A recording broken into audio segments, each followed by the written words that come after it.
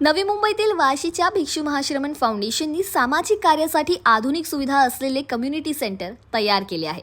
या केंद्रात समाजाशी निगडित अनेक संतांचे पुतळे बदलण्यात आले असून संतांच्या कलाकृतीही भिंतीवर लावण्यात आल्या आहे। या केंद्रात तेरापंथ समाजाचे सर्व कार्यक्रम एकाच छताखाली आयोजित केले जातील।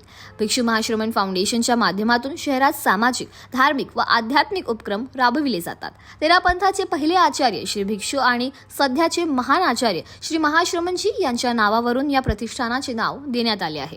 फाउंडेशनचे सरचिटणीस बाबूलाल बापना म्हणाले की सामाजिक व धार्मिक कार्यक्रमाच्या वेळी सभागृहात भटकंती करावी लागत होती। आता सर्व प्रकारच्या आधुनिक सुविधांनी युक्त कम्युनिटी सेंटर सज्ज झाले आहे। चातुर्मास काळात संत महात्मे येथील तरुणांना धर्माची माहिती देणार आहे। या उपक्रमातून तरुण पिढीला अध्यात्माची संस्कार करता येतील।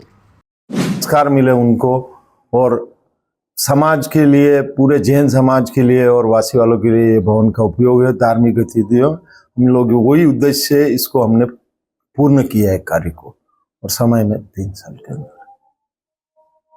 क्यों आवश्यकता पड़ी इस? अभी जैसे जैसे जैन समुदाय का ये इसमें फाइनेंशियल और जैसे जैसे ग्रोथ हुआ तो लोगों को लगा अपने भवन की आवश्यकता है, और हम लोग को हर चीज के लिए हम तो आगे भी ये सोच रहे कि एजुकेशन के मामले में और भी ये इलाज के लिए जो भी है आगे हम लोग और इसमें आगे बढ़े। ये शुरुआत है हमारे लिए, और आगे हम और भी ऊंचे बड़े से बड़े कार्य कर पाए, समाज को अच्छा कुछ दे पाए। हमको ये नई मुंबई ने बहुत कुछ ग्रोथ दिया है, तो रिटर्न हम उसके लिए समाज को और क्या दे पाए उसके लिए हम कोशिश करेंगे। और आगे भविष्य में और भी हमारे पास ऐसी अपॉर्चुनिटी मिली तो हम और भी करते रहेंगे। लोगों का सहयोग पूरा मिला है, आगे भी मिलता रहेगा। वो बोल रहे हैं और प्रोजेक्ट लाओ, आप कोई भी स्कूल का, कॉलेज का, हॉस्पिटल का जो भी लाओगे, तन मन धन से सब लोग तैयार है। मैं सभी को धन्यवाद देता हूँ, वासी वालों को जो मेरे साथ हमेशा खड़े रहे और हर तरह से मेरे को सपोर्ट किया, उसके लिए। नमस्कार, मेरा नाम बाबूलाल बाफना है। मैं भिक्षु महाश्रमण फाउंडेशन का महामंत्री हूँ, और पिछले 2.5-3 वर्षों से मैं आदरणीय ललित जी बापना के साथ, अध्यक्ष के साथ महामंत्री का पद संभाल रहा हूँ। इस कम्युनिटी भवन का नाम क्या है और इसकी आवश्यकता आपके लिहाज से क्यों हुई कि वाशी में ये भवन बनाया है? धन्यवाद सर। एक्चुअली इस संस्था का हमारा नाम है भिक्षु महाश्रमण फाउंडेशन, और पहले तो मैं ये आपको थोड़ा सा ब्रीफ देना चाहता हूँ भिक्षु महाश्रमण क्यों नाम रखा गया। हम जैन तेरापंथ संप्रदाय से बिलोंग करते हैं।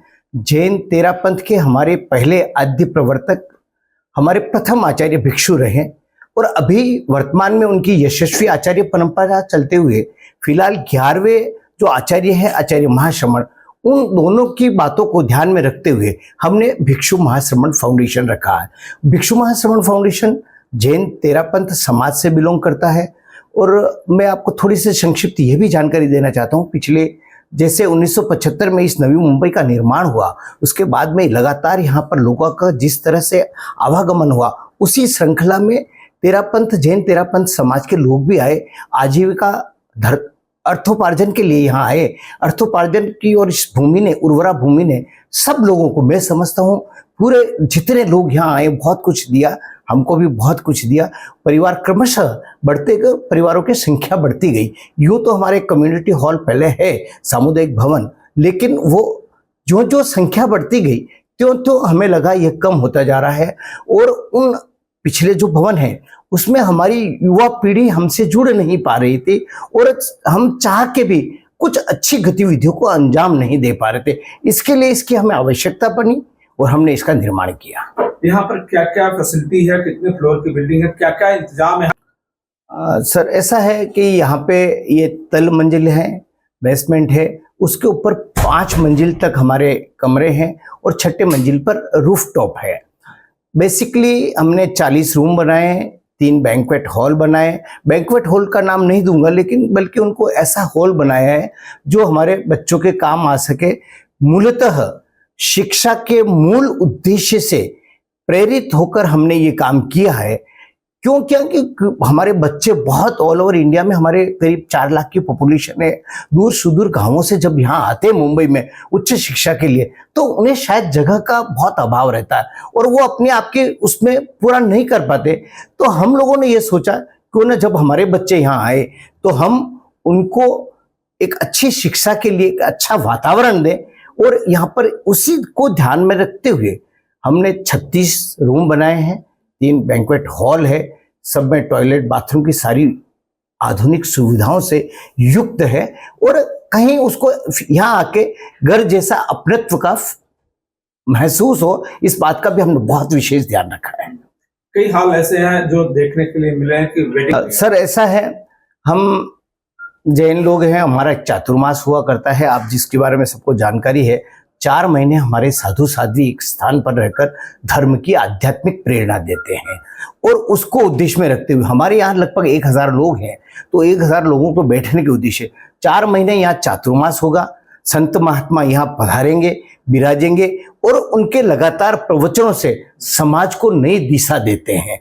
और विशेषकर हमने जो आज की युवा पीढ़ी संस्कृति और संस्कारों से दूर होती जा रही है, उसका हमने बहुत विशेष ध्यान रखा है। उनको हमारे नजदीक लाने के लिए हमने इन कार्यक्रम की भविष्य की रूपरेखा अच्छे से तैयार हो, इसका भी हमने बहुत विशेष ध्यान रखा है।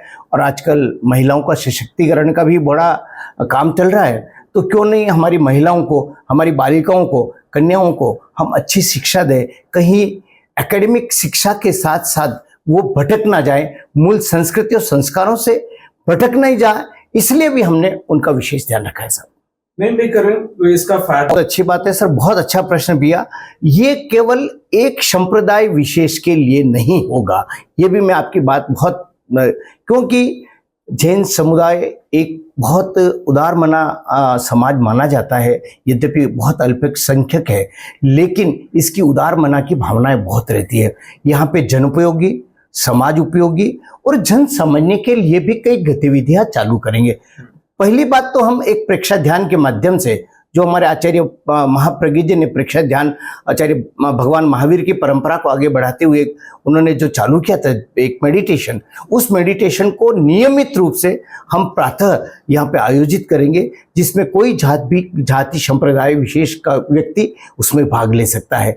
और इसमें और भी कोई हमारी उपयोगी जैसे है, कई हम एक मेडिकल कैंप करेंगे समाज के लोगों के लिए, अंतिम तबके के लोगों के लिए, एक एक उनको स्वास्थ्य की जांच करवाएंगे, उनको अच्छी से अच्छी कैसे सुविधाएं दे सके, उसका भाई हमने बहुत ध्यान रखा है। और हमारा एक यह भी प्रोग्राम है कि भाई अगर कोई एक छोटा सा डिस्पेंसरी नियमित रूप से चले, जो हर यहाँ के इस क्षेत्र के लोगों को बहुत फ्री ऑफ कॉस्ट या नॉमिनल प्राइस में हम उनको बहुत कम माध्यम से उनको वो भी देने का प्रयास करेंगे। ये जो कम्युनिटी सेंटर है, जो वेडिंग है, जैसे आपने कहा कि एक पर्टिकुलर समुदाय के लिए ये भवन नहीं होगा, तो क्या यहाँ पर दूसरी कम्युनिटी के श्रीमान जी ऐसा है कि यहाँ शादी विवाह का हमारा कोई मुख्य उद्देश्य नहीं है। केवल अगर कोई ये कम्युनिटी का कोई आए और कहे कि केवल हम शादी विवाह के लिए नहीं है, ये सामुदायिक भवन है जिसे हम कम्युनिटी सेंटर कहते हैं, समाज के उपयोगी आएगा। हमारा इसमें कोई ये उद्देश्य नहीं कि हम इसमें अर्थोपार्जन करके लोगों को पैसा कमाए या शादी ब्याह के लिए लोगों के लिए दिए, ऐसी हमारी कोई अभी योजनाएं नहीं है। कोई समाज के लिए क्या संदेश देना चाहेंगे आप?